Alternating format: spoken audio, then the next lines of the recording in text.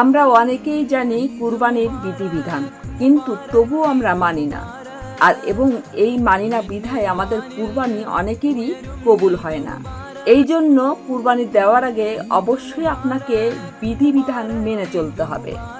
আর কুরবানি দেওয়ার সঠিক নিয়ম হলো, আপনি কুরবানি দেওয়ার মাংসটা 3 ভাগে বিভক্ত করবেন। 1 ভাগ দিবেন গরিব মিসকিনকে, আর 1 ভাগ দিবেন আত্মীয় স্বজনকে, এবং আর 1 ভাগ নিজের জন্য রাখবেন। এবং এটাই হবে আপনার জন্য সঠিক পদ্ধতি। আপনি যদি এই নিয়মটা না মানেন, তাহলে আল্লাহ তাআলা আপনার কুরবানি কখনোই কবুল করবে না। তাই বিধিবিধান অনুযায়ী কুরবানি করুন এবং মাংস বিতরণ করুন। ঈদ আমাদেরকে মনে করিয়ে দেয়, দুনিয়ার সুখ সাময়িক, আখিরাতের সুখ চিরস্থায়ী।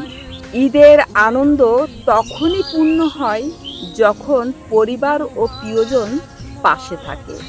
শুধু নিজের জন্যই নয়, অসহায় মানুষদের কথাও ঈদের দিন ভাবুন। হ্যাঁ, মুবারক মুবারক ঈদ মুবারক। মনে রাখবেন, যার নামাজ নেই তার ইবাদত নেই, আর যার ইবাদত নেই তার জন্য কোনো ঈদ নেই। কারণ ঈদ সেই ব্যক্তির জন্য যে ব্যক্তি আল্লাহ তাআলার বিধিবিধান অনুযায়ী ঈদ যাপন করে। হ্যাঁ, ঈদে অনেকেই বাড়ি ফেরে, কিন্তু অনেক ব্যক্তি আছেন যে আল্লাহর পথে ফিরে আসেন।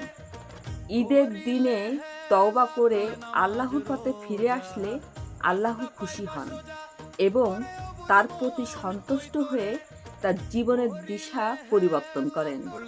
হ্যাঁ, ঈদের সবচেয়ে বড় উপহার হলো একটি পবিত্র হৃদয় এবং আল্লাহর সন্তুষ্টি। হ্যাঁ, ঈদের দিনে নিজের ছবি পোস্ট করার আগে নিজের আমলনামার ছবিটিও একবার দেখে নিন। হ্যাঁ, ঈদ আমাদেরকে মনে করিয়ে দেয়, দুনিয়ার সুখ সাময়িক, আখিরাতের সুখ চিরস্থায়ী। ঈদের আনন্দ তখনই পূর্ণ হয় যখন পরিবার ও প্রিয়জন পাশে থাকে। শুধু নিজের জন্যই নয়, অসহায় মানুষদের কথাও ঈদের দিন ভাবুন। হ্যাঁ,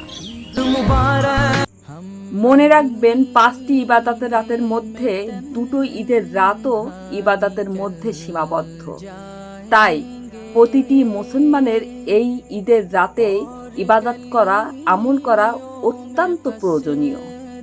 হ্যাঁ, ভটক যায়েঙ্গে।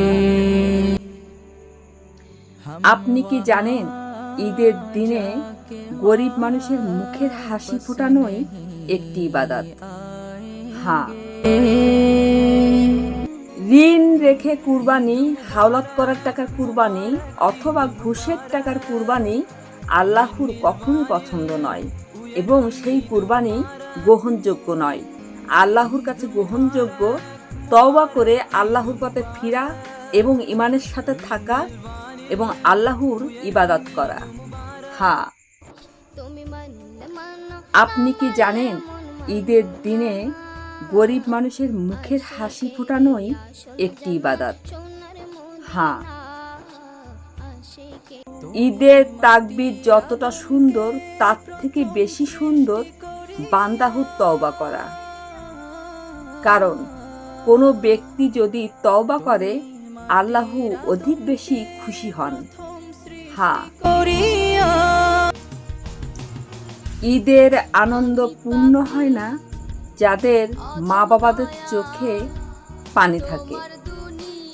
হ্যাঁ, ঈদ মুবারক।